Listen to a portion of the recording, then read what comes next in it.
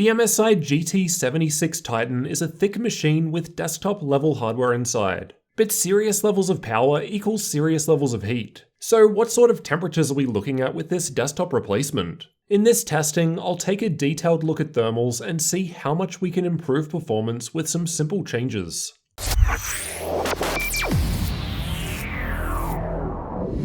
For the specs, there's an 8-core 16-thread overclockable desktop i9-9900K CPU, 200-watt Nvidia RTX 2080 graphics, definitely no max Q here, and 32GB of memory and dual channel. You can find other configurations and updated prices linked in the description. On the bottom, we've got a huge mesh area which should help with air intake. Air is exhausted out of the vents along the back, as well as from the rear left and right corners. There are 11 heat pipes and 4 fans in total for cooling, and it appears that the cooling for the CPU and GPU is separate. 2 of the fans are in the traditional spots, while the other 2 are below the screen or above the keyboard underneath these vents. As you can see here from this video I took at Computex in June. MSI are also using CNC polished copper blocks. The smoother surface should help improve contact between the dies and the cooling. As you can probably imagine, these specs need some serious power, and that's why there are 2 230-watt power bricks needed to power it. The MSI Dragon Center software allows us to swap between 4 modes, which from lowest to highest are Eco, Comfort, Sport, and Turbo. In Turbo mode, we're also given the option to easily overclock the CPU and GPU, up to 5GHz on the CPU, and plus 150MHz on the GPU core and plus 250MHz on the GPU memory. We can of course tweak these further with third-party tools though. In terms of fan speed, I've tested with either the default automatic speed, or with Cooler Boost enabled, which basically sets the fan speed to maximum for best cooling. Thermal testing was completed in an ambient room temperature of 21 degrees Celsius, so expect different results in different environments. At idle, the CPU was fine, and the GPU was a fair bit warmer comparatively. The rest of the results are from combined CPU and GPU workloads, and are meant to represent worst-case scenarios as I ran them for extended periods of time. The gaming results towards the upper half of the graph were tested by playing Watch Dogs 2, as I find it to use a good combination of processor and graphics.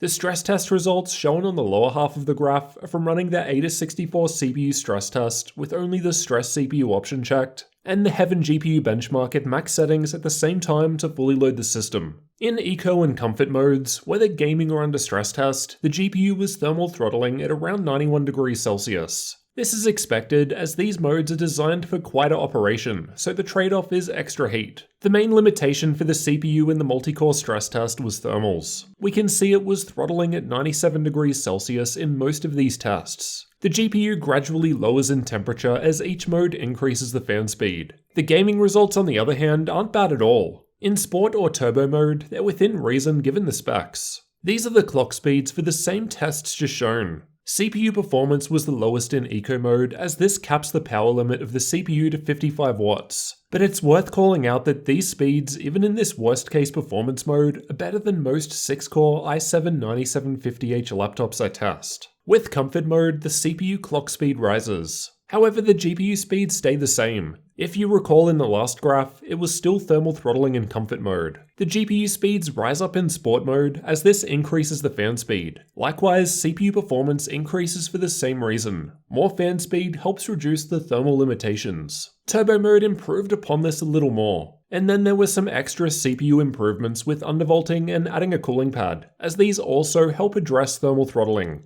The GPU speed is the highest in these 2 modes, as I've also got the GPU overclocks enabled through Dragon Center. In this particular game, we're also hitting MSI's 5GHz claim after some basic tweaks. The cooling pad wasn't needed either, though it helps. However, this will of course vary by game. These are the average TDP values during these same tests. We can see the RTX 2080 was approaching its 200-watt limit in turbo mode when under stress test. This particular game isn't heavy enough on the GPU to demand more than 160 watts, I guess. Anyway, these are pretty crazy results. On average, with the GPU sitting at 195 watts, we've also got the CPU around the 120 mark, so that explains the temperatures. Here are the CPU clock speeds while under a CPU-only stress test. Basically, I was only able to hit the 5GHz overclock speed with my undervolt applied, at least in this workload. The limitation was thermals. Even in a CPU-only stress test like this, the 97 degree limit was still being reached. And these tests were done with cooler boost enabled too, so maximum fan speed.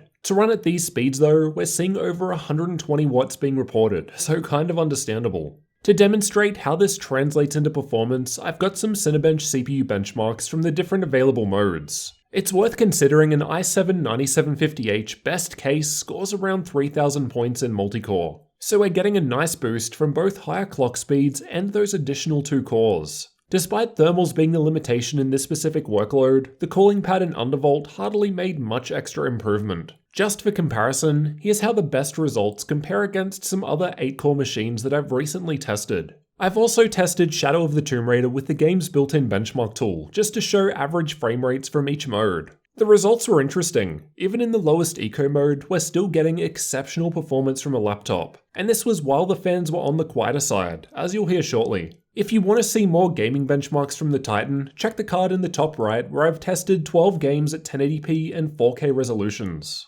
As for the external temperatures where you'll actually be putting your hands, at idle in eco mode, the keyboard was around 30 degrees Celsius, pretty normal stuff. With the combined CPU and GPU stress tests running and still in eco mode, it's now around 40 degrees. But as you'll hear soon, the fan is hardly going. Moving up to comfort mode, it's about the same, no major changes. Sport mode increases the fan speed, so although we're now getting higher performance, the external temperatures are a bit better. Again in turbo, despite now delivering higher levels of performance, it's even cooler due to the faster fans. Here's what it looks like playing an actual game for an hour with the same turbo mode and fans on auto, again no issues at all. Here's how the fans sound with these different modes in these tests.